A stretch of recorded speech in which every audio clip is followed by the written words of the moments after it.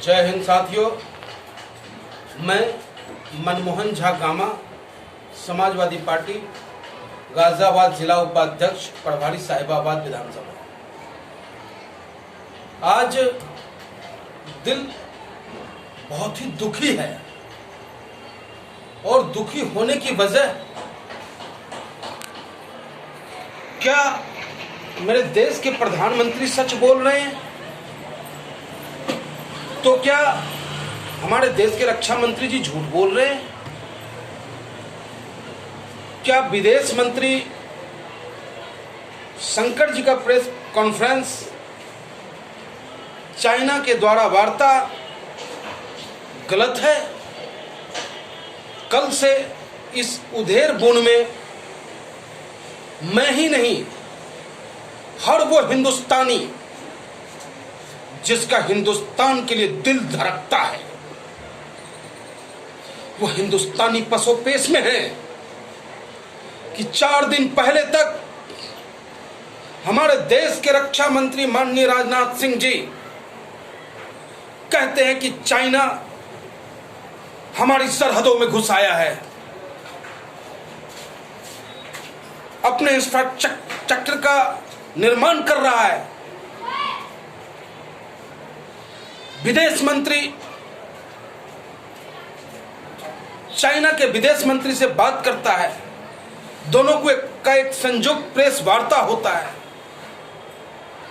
जिसे हम और आपने 17 तारीख को पढ़ा था। उसमें साफ शब्दों में लिखा है कि चाइना अपनी फौज को वापस ले जाएंगे। दूसरी तरफ चाहे वो फिंगरप्रिंट हो, फिंगर रिंग जो हिंदुस्तान के कब्जे में है, क्या आज 4 नंबर फिंगरप्रिंट तक हम पेट्रोलिंग कर पा रहे हैं? क्या ये जानकारी लेना हम हिंदुस्तानियों का हक है या नहीं है? लेकिन हमारे देश के प्रधानमंत्री जी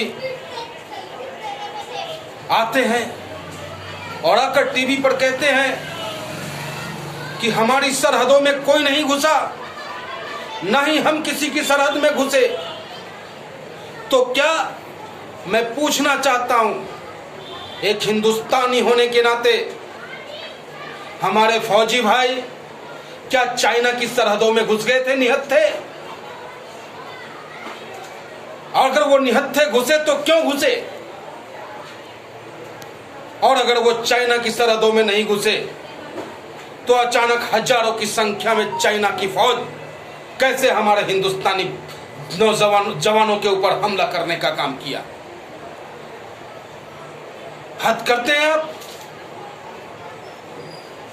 आप पे हिंदुस्तान ही नहीं, पूरी दुनिया आपकी बातों पे यकीन करता है। हिंदुस्तान की आवाम अपने नौजवानों के बलिदान का बदला चाहता है। आपने कहा हिंदुस्तानी भाइयों, चाइना के सामान का बहिष्कार करो, स्वदेशी अपनाओ। हिंदुस्तानी ने इसको स्वीकार किया। आपने कहा कि एक के बदले हम 10 सर लाएंगे, लेकिन आज क्या ऐसी मजबूरी है? हिंदुस्तान की जनता जानना चाहती है। भारत मां का सपूत, भारत मां का लाल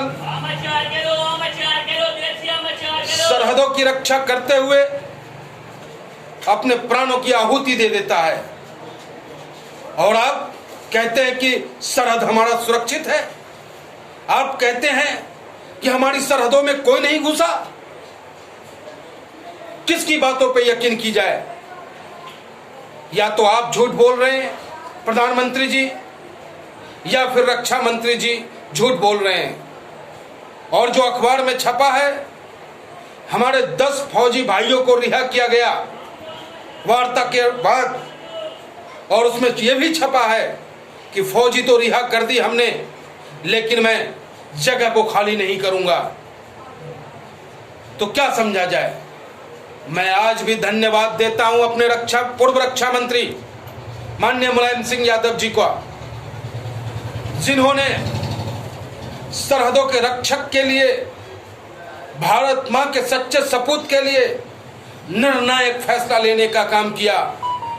आज भी चाइना जब भी माननीय मुलायम सिंह यादव जी को याद करता होगा, उसके सीने में दहशत भर जाता होगा, क्योंकि उस वक्त माननीय मुलायम सिंह यादव जी ने 4.5 किलोमीटर चाइना के अंदर घुस करके चाइना को मारने का काम किया था।